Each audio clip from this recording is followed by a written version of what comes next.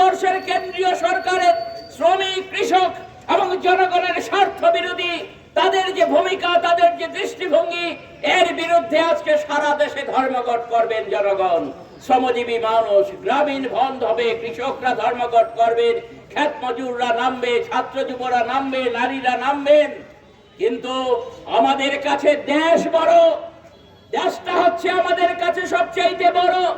দেশের ঐক্য সংহতি, আমাদের ভারতবর্ষের 140 কোটি মানুষের ঐক্য আমরা চাই। এখানে কোনো সাম্প্রদায়িক হানাহানি হতে আমরা দেব না।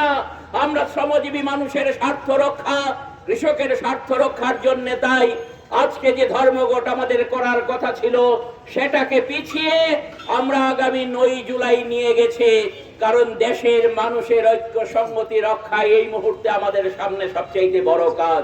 তাই আমরা আবেদন করব আগরতলাবাসী সকল নাগরিকের কাছে, ত্রিপুরা রাজ্যের সকল নাগরিকের কাছে, আসুন আমাদের দেশকে রক্ষা করার জন্য, দেশকে বাঁচাবার জন্য, এই দেশের শ্রমজীবী মানুষ, কৃষকদের রক্ষার জন্য, যারা দুর্বল অংশের মানুষ তাদেরকে রক্ষার জন্য আগামী 9 জুলাই আপনারা দেশব্যাপী সাধারণ ধর্মঘটে অংশগ্রহণ করুন।